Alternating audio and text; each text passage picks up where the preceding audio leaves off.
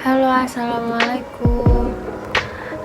Perkenalkan, nama saya Septia Hidayatin dari Fakultas Ekonomi dengan jurusan Perbankan Syariah. Saya akan menyampaikan resuman yang saya dapat dari beberapa universitas hari kemarin dan hari ini.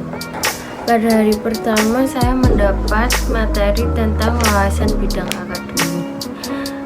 Yang saya dapat adalah ternyata di UIN Malang itu terdapat pengembangan bahasa mandiri, terdapat Rumah Tahfidz Al-Quran, terdapat juga lembaga yang dapat mengembangkan bakat dan minat. Tidak lebih dari 1.000 mahasiswa di UIN Malang adalah hafiz atau hafizoh, dan dari latar belakang fakultas maupun jurusan yang berbeda-beda. Adapun di sini rumah moderasi beragama. Rumah ini digunakan untuk membentuk individu yang moderat dan toleransi sesuai dengan ajaran agama Islam.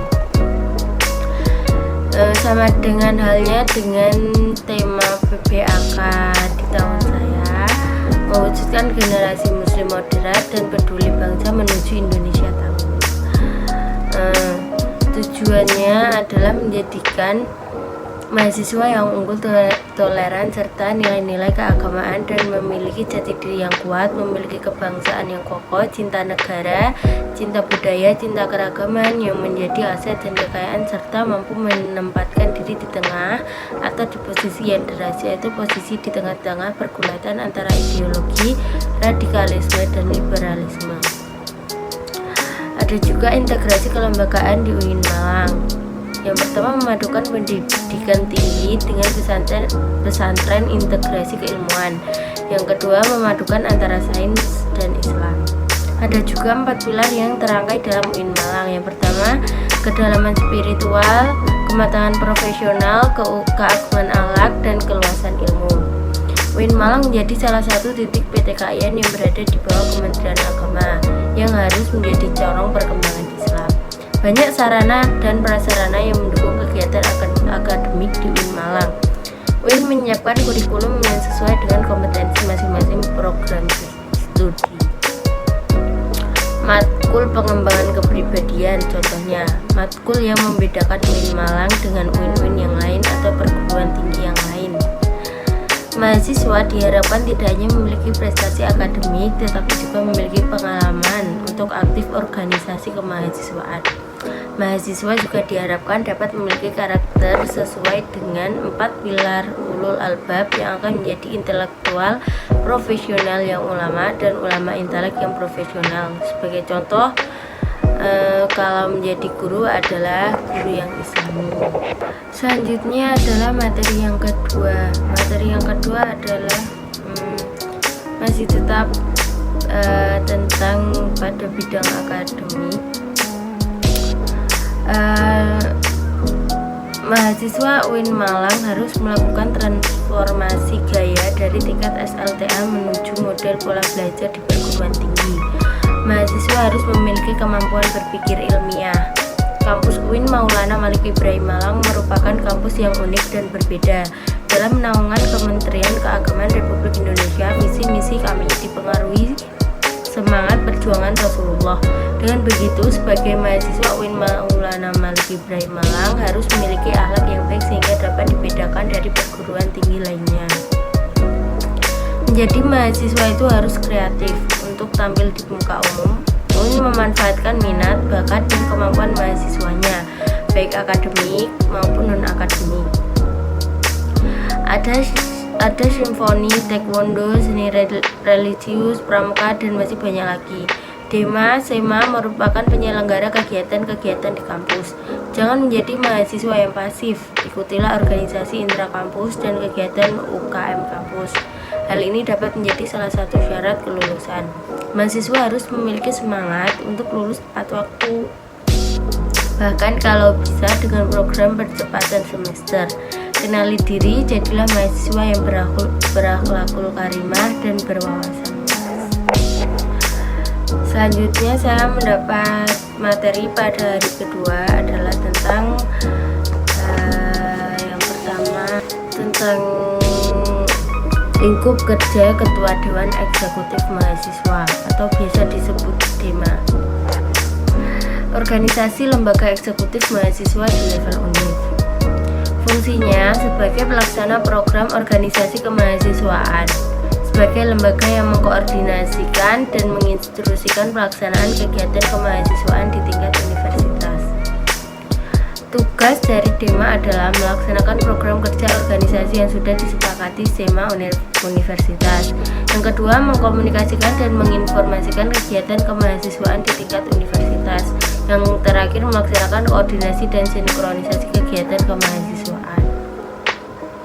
Adapun 6 kementerian pada DEMA, yang pertama adalah Kementerian Dalam Negeri, yang kedua Kementerian Luar Negeri, yang ketiga Kementerian Sosial, Hukum, dan Politik, yang keempat Kementerian Agama, yang kelima Kementerian Pengembangan dan Kreativitas, yang keenam Kementerian Komunikasi dan Informasi. Pada DEMA adapun program kerjanya yaitu yang pertama ada Sahabat Desa. Adanya Sahabat Desa adalah untuk meningkatkan kepekaan mahasiswa terhadap masyarakat yang ada di sekitar, berkolaborasi dengan mahasiswa dengan mitra-mitra yang ada di universitas. Yang kedua, Sapa Sekolah, dengan tujuan memberikan hal kepada kampus, mempromosikan kepada sekolah-sekolah yang ada di Malang dengan memberikan pelatihan terkait kepemimpinan dan terkait dengan keorganisasian dan terkait tentang pembangunan kinerja dalam satu tim. Yang ketiga, program kerja sosial hukum politik, berdiskusi dengan para pimpinan yang ada dalam birokrasi Republik Indonesia. Materi yang kedua adalah lingkup kerja Ketua Senat Eksekutif Mahasiswa atau yang disebut SEMA. Lembaga legislatif yang ada di tataran universitas, berperan sebagai lembaga legislatif yang mengkoordinasi DEMA, UKM, dan HMJ. Fungsi SEMA yaitu advokasi, legislasi, pengawasan, dan penganggaran. Visi dari SEMA, terwujudnya Senat Mahasiswa Universitas sebagai lembaga legislatif transformatif, kolaboratif, progresif, berdasarkan atas asas kebersamaan dan kekeluargaan serta menjunjung tinggi profesionalitas. Tugas dari SEMA, mengawasi dan mengontrol DEMA universitas. Yang kedua, memberikan persetujuan setiap kegiatan yang akan dilaksanakan oleh DEMA. Yang ketiga, memberikan pengesahan setiap laporan pertanggungjawaban setelah selesai agenda tersebut. Yang keempat, memfasilitasi aspirasi mahasiswa UIN Malang dan menyalurkan kepada pihak-pihak yang bersangkutan. Yang kelima, mengawasi setiap kebijakan dan keputusan yang diambil oleh DEMA. Yang keenam, merancang dan menetapkan peraturan organisasi UIN Malang. Yang ketujuh, mengesahkan peraturan DEMA. Yang terakhir, menjadi mitra kerja DEMA dalam melaksanakan kebijakan organisasi kemahasiswaan.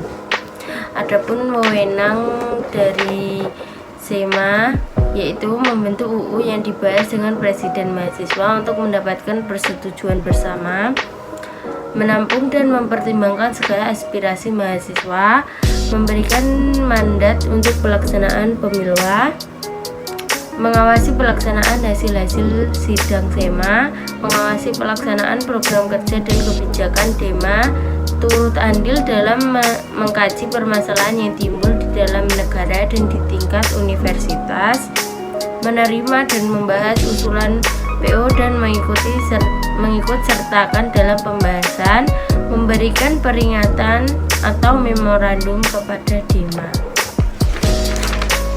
Adapun komisi yang ada pada SEMA adalah komisi A, B, C, dan D. Komisi A yaitu biasanya mengadvokasi tentang pembayaran UKT.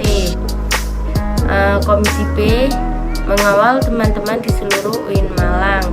Komisi C sebagai pembuatan peraturan organisasi atau administrasi, dan Komisi D mengkomunikasikan apa saja alat-alat kerja yang ada di UIN.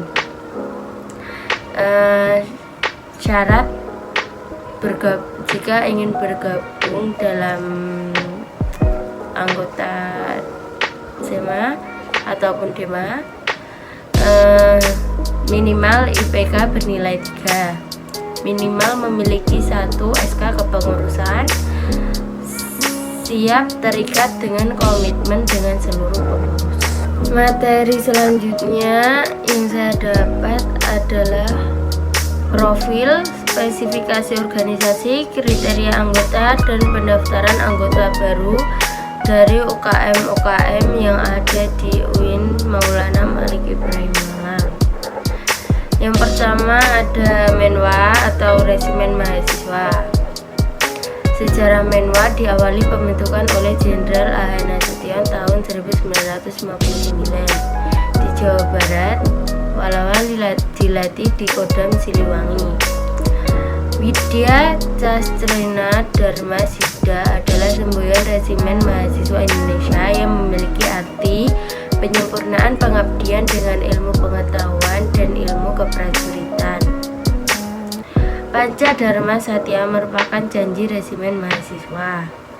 Warna ungu merupakan warna barat yang memiliki makna mulia, berpengetahuan, dan terpelajar. Asas dan dasar pendirian Menwa ada 2, yaitu Pancasila dan UUD Negara Kesatuan Republik Indonesia.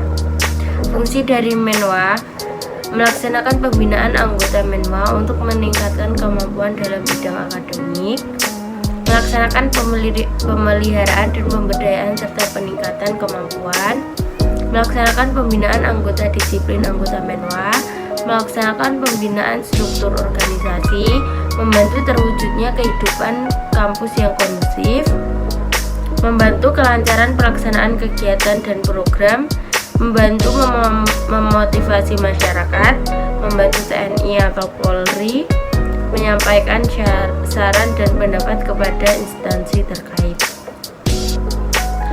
Menwa Satuan 811 Wira Cakti Yuda yang berdiri tanggal 17 November 1981 yang ada di UIN Maulana Malik Ibrahim Malang. Kesatuan 811 memiliki arti 8 sebagai nomor Kodam Brawijaya, 11 sebagai nomor urut Menwa Jawa Timur. Wira Cakti Yuda bermakna prajurit atau pemimpin yang sakti dan tahan akan segala bentuk halangan dan rintangan dalam menjalankan tugas. Kecabangan Menwa Satuan 811 Wira Cakti Yuda diantaranya lempar pisau, menembak, karate, dan lain-lain. UKM yang kedua di UIN Maulana Malik Ibrahim Malang ada Pramuka Rencana Maulana Malik Ibrahim yang bernama Dewi Chandrawulan 2021. Program kerjanya Anjaksana, Perkemahan Wirakarya, Temu Alumni atau Family Gathering, Musyawarah Pandega atau Mustega. Tugasnya ada rapat kerja, rapat bulanan, rapat internal bidang, rapat anggota, rapat triwulan, welcome party, logbook dan memo, pembuatan KTA atau SIFA, pembuatan seragam rencana, dan tabungan wajib. UKM yang ketiga yakni KSR PMI. Program kerja pengurus inti yaitu rapat bulanan, kartu kendali, pengukuhan AK, mustaka, dan dies natalis. 6 bidang yang ada pada KSR PMI yaitu sosial agama, pendidikan dan ketenagaan, rutang, kesehatan, penelitian dan pengembangan, yang terakhir humas. UKM yang ketiga ada paduan suara mahasiswa. UKM yang keempat ada paduan suara mahasiswa Gema Gita Buana. salah satu unit kegiatan mahasiswa di UIN Malang sebagai wadah untuk pengembangan bakat dan minat dalam seni bernyanyi. PSM GGB diresmikan di Malang pada tahun 2015 dengan kurang lebih 6 tahun umurnya. PSM GGB berupaya untuk terus mengembangkan bakat minat para anggota di bidang paduan suara juga kepiawaian berorganisasi. Selanjutnya ada UKM yang ke-5, seni religius. Unit kegiatan mahasiswa di tingkat universitas dan merupakan lembaga otonom yang memiliki jalur koordinator yang bergerak dalam bidang seni Islami. Tujuannya membentuk kader seni Islami yang beriman dan bertakwa kepada Allah SWT dan memiliki jiwa pemimpin agamis, kritis, dinamis, kreatif, dan inovatif serta menjunjung tinggi tridharma. Divisi-divisinya ada gambus, sholawat, nasyid, kaligrafi, qiraah, MC, dan qasidah. UKM selanjutnya yang ke-6 ada teater. Berdiri sejak 1986 dan berulang tahun tanggal 18 Agustus. Sekarang berusia 35 tahun. Kesenian ini di dalamnya banyak kesenian lain, jadi segala macam kesenian musik, seni rupa, seni tari, seni sastra, dan yang lain. Selanjutnya yang ke-7 UKM Mapala Tursina, satu-satunya organisasi pencinta alam yang ada di Universitas UIN Malang. Kegiatan yang dilakukan: 1. Rekreasi bagi keperluan untuk melepas penat dari kesibukan perkuliahan.